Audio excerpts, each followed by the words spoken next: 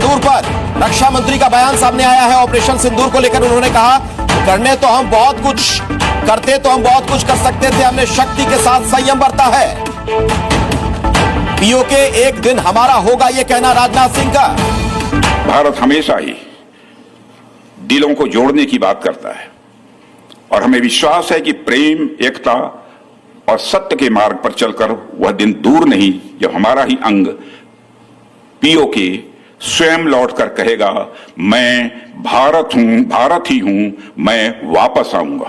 कहते ना, उखाड़ लेंगे, पछाड़ लेंगे और ये कर देंगे। उन्होंने हिलाकर रख दिया। मोदी की इन तकरीरों ने हिलाकर रख दिया। क्योंकि इससे पहले क्या वजह है? ऐसा नहीं है कि उन्होंने लैंग्वेज जो यूज़ की या जो धमकियां दी पाकिस्तान को, मैं उस वजह से कह रही हूँ। नहीं, मैं उस वजह से नहीं कह रही। मैं इसलिए कह रही हूँ कि इससे पहले हमने कभी नरेंद्र मोदी को इस तरह बोलते, पाकिस्तान के खिलाफ खुली धमकियां देते या चेतावनी देते या हकीकत बताते हुए ऐसे नहीं देखा था। पाकिस्तानी स्टेट में सेंस ऑफ मोरल, मैं पाकिस्तानी लोगों की अब बात नहीं कर रहा हूं, मैं पाकिस्तानी स्टेट की बात कर रहा हूं। The Pakistani state has lost all sense of morality. अपने फायदे के लिए जो झूठ परोसना है करो, ये करना, गलत कहना, जो कहना करो, एंड में आपको फायदा होना चाहिए। एंड में आपको फायदा होना चाहिए। That is why they have lost all sense of morality। ये शरीफ बन नहीं सकते, ये शराफत का ढोंग रख सकते हैं। और ये शराफत का ढोंग तब रखते हैं जब ये आपके कदमों में ये लेटे होते हैं, बिल्कुल पूंछ हिला रहे होते हैं अपनी कि भैया माफ कर दो, कहीं टांग ना लग जाए। देखिए, भारत तो चौथी इकोनॉमी बन गया। दुनिया की चौथी बड़ी इकोनॉमी इंडिया बन चुका है। इंडिया दुनिया की 4th लार्जेस्ट इकोनॉमी बन गया है। एटमी पावर तो वो भी है। एटमी पावर बनने की वजह से अगर आप जवाल का शिकार होते हैं या आप नीचे की तरफ जाते हैं तो फिर तो इंडिया को भी नीचे की तरफ जाना चाहिए था, उसको भी इतनी तरक्की नहीं करनी चाहिए थी। लेकिन हमने ये देखा कि उसने एटमी धमाके किए और उसके बाद वो एक बड़ी ताकत इकोनॉमी की भी बन गया। जिसको कहते हैं कि इज्जत, गैरत, वो कॉन्सेप्ट है ही नहीं पाकिस्तानी स्टेट में। वो बेच खाया उन लोगों ने। भारत ही हूं, मैं वापस आया हूं, यह पीओके कहेगा, ऐसा मेरा पक्का विश्वास है। पीओके की भारत से एकजुटता इस देश की सांस्कृतिक, सामाजिक और आर्थिक समृद्धि पर निर्भर करती है। बहुत ही अग्रेसिव स्पीच थी, बड़ी उन्होंने जो है वो स्ट्रेट फॉरवर्ड तरीके से जो है वो सारी बातें बोली हैं, जो कि एक मैं समझती हूँ कि एक ऐसी चीज़ है जो इससे पहले हमने कभी नहीं देखी थी। और ये जो है हमें ये पता चलता है कि इससे अब वो जो पहले हालात थे कि इंडिया जो है वो खामोशी रहती थी या कोई ऐसे, वो अब नहीं है। अब तो भरपूर तरीके से वो हर उस पर। तो क्या इसका मतलब ये है कि ये जो इंडिया और पाकिस्तान के बीच वॉर है, जंग है, ये दोबारा होगी, यानी और अभी चलेगी? तो देखिए, मुझे तो ऐसे ही लग रहा है कि हो सकता है, क्योंकि उन्होंने ये कह दिया ना, उखाड़ लेंगे, पछाड़ लेंगे और ये कर देंगे। उन्होंने हिला कर रख दिया। मोदी की इन तकरीरों ने हिला कर रख दिया। क्योंकि इससे पहले क्या वजह है? ऐसा नहीं है कि उन्होंने लैंग्वेज जो यूज़ की या जो धमकियां दी पाकिस्तान को, मैं उस वजह से कह रही हूँ। नहीं, मैं उस वजह से नहीं कह रही। मैं इसलिए कह रही हूँ कि इससे पहले हमने कभी नरेंद्र मोदी को इस तरह बोलते, पाकिस्तान के खिलाफ खुली धमकियां देते या चेतावनी देते या हकीकत बताते हुए ऐसे नहीं देखा था। करके कह रहा हो कि तुम अपनी हुक्मरानों को और अपने अथॉरिटीज़ को, अपने करता धरता लोगों को ये बताओ कि पाकिस्तान से आतंकवाद ख़त्म करें, दहशतगर्दी ख़त्म करें और पाकिस्तान को तरक्की दें, जियो और जीने दो।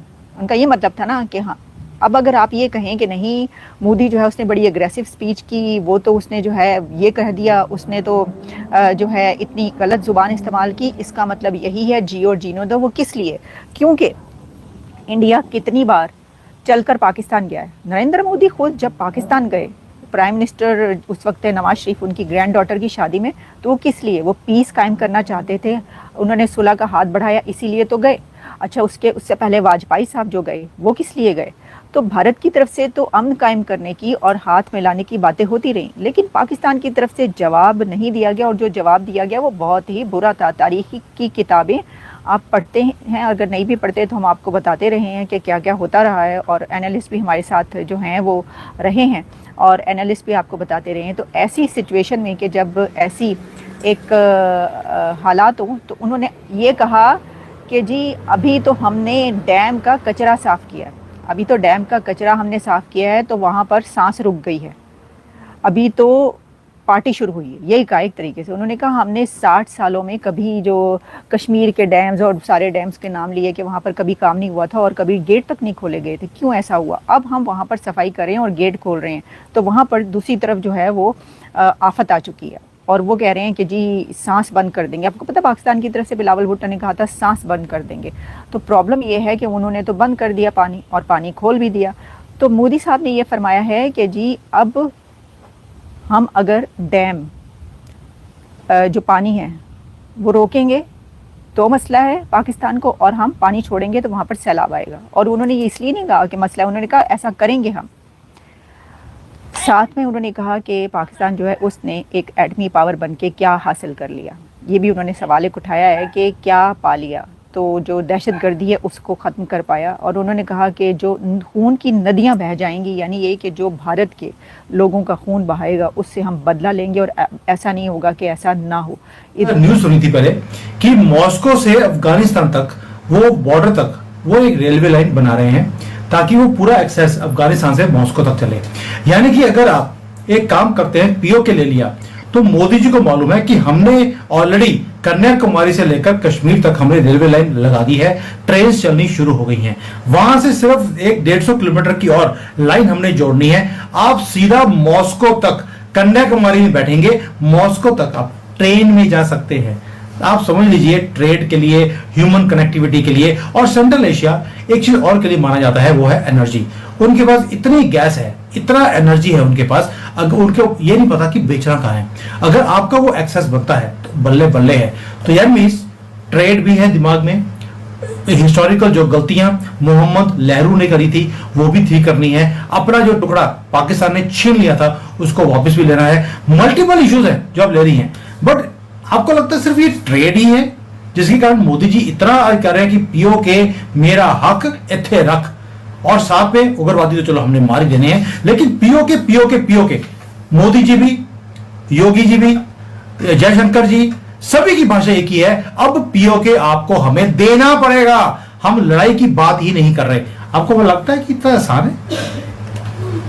देखिए, आसान तो 370 भी नहीं था, आसान तो ऑपरेशन सिंदूर भी नहीं था। डिफिकल्ट टास्क मास्टर ही तो है मोदी।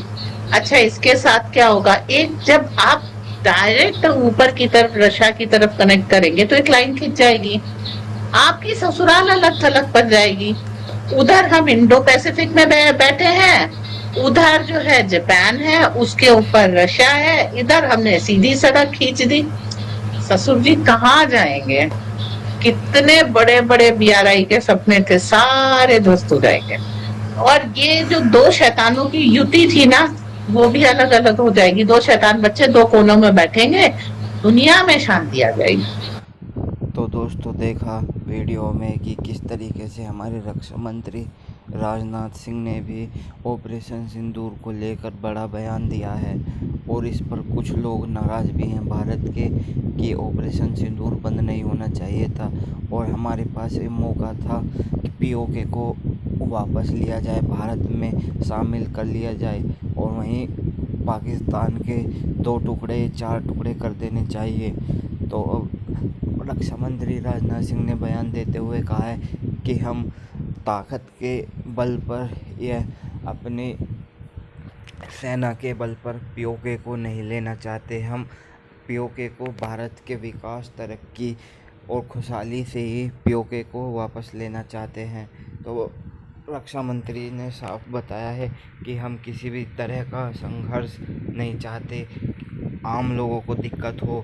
हम चाहते हैं कि अपनी खुशी से हमारे देश में मिले, और हमें ये विश्वास है कि भारत की तरक्की को देखते हुए पीओके एक दिन भारत में शामिल होगा, खुद कहेगा हम भारत का हिस्सा हैं। तो भारत की मानवता को देखिए कि हम सेना के बल पर पीओके को नहीं लेना चाहते, बल्कि पाकिस्तान आए दिन कुछ न कुछ आतंकवादी गतिविधियां करता रहता है, और इस पर भी साफ कहा यदि ऐसा हुआ तो हम फिर पाकिस्तान को छोड़ेंगे नहीं।